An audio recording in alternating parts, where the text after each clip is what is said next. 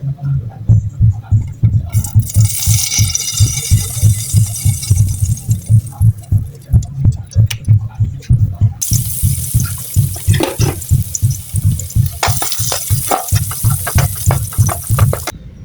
បងប្អូនអើយមកធ្វើម្ហូបជាមួយខ្ញុំបងប្អូនថ្ងៃនេះដែរបងប្អូនអើយឆាត្រីខបងប្អូន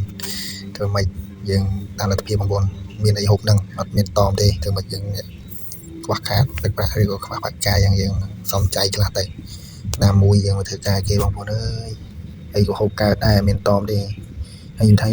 បងប្អូនហើយប្លែកមាត់ហើយឆាត្រីខបងប្អូននេះត្រីខរបស់ខ្មែរយើងបងប្អូនហ្នឹងហើយគោមានត្រីគួសមដែរបងប្អូនហើយត្រី4ដែរបងប្អូនហ្នឹងហើយខ្ញុំឆាសាមញ្ញទេបងប្អូនហើយប៉ិនរសជាតិឆ្ងាញ់បងប្អូនយូរយើងហូបម្ដងឆ្ងាញ់ណាស់ចឹងបងប្អូនសាកធ្វើតាមដែរធ្វើហូបសាកមើលបងប្អូនអានេះខ្ញុំដាក់ឆារបៀបធម្មតាទេបងប្អូនហើយមានប្រេងខ្យងមានខ្ទឹមសមានម្ទេសចឹងទៅបងប្អូនហើយ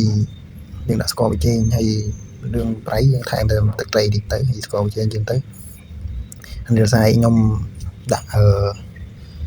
ឆាជាមួយស្ពៃកញ្ញាបងប្អូនពេលកញ្ញាតែ2គាត់ទេហើយខ្ញុំឆាវាឲ្យយើងតុនតិចមកឆាឲ្យលួយពេកបងប្អូនឆាតែវាតុនទៅយើងលើកទៅហើយយើងរកទៅក្របទុកបិទហ្គាសទៅយើងយកទៅក្របទុកតនេះវានេះបងប្អូនតែថាយើងយកមកផុយហ្មងយកពេលយើងយកទៅក្របទុកយើងមិនទាន់ហូបមានទេបងប្អូនឲ្យលួយអស់ឯងព្រោះអាហ្នឹងស្ពៃកញ្ញាវាឲ្យទៅស្ពៃបងប្អូនឲ្យទៅថាស្លោរៀងឆ្អិនពេកហើយអត់ទៅឆ្ងាញ់ទេផុយទេនេះយើងដាក់ក្លប់មកត្រឡប់ទៅហើយយើងបិទហ្គាសចោលទៅ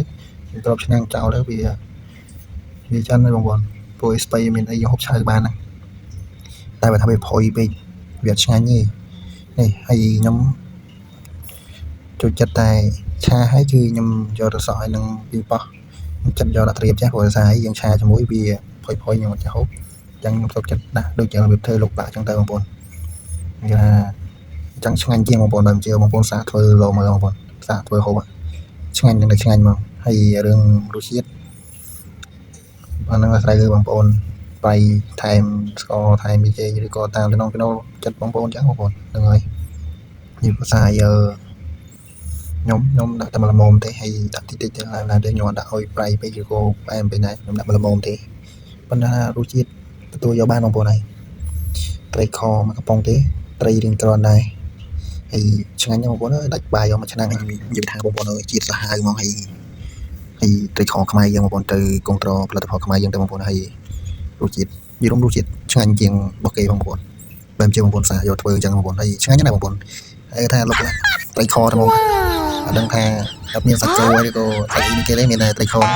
កសាច់ត្រីខហ្នឹងបងប្អូនហើយវីដេអូខ្ញុំមានតែប៉ុណ្្នឹងកុំភ្លេច like share វីដេអូខ្ញុំម្នាក់មួយបងប្អូន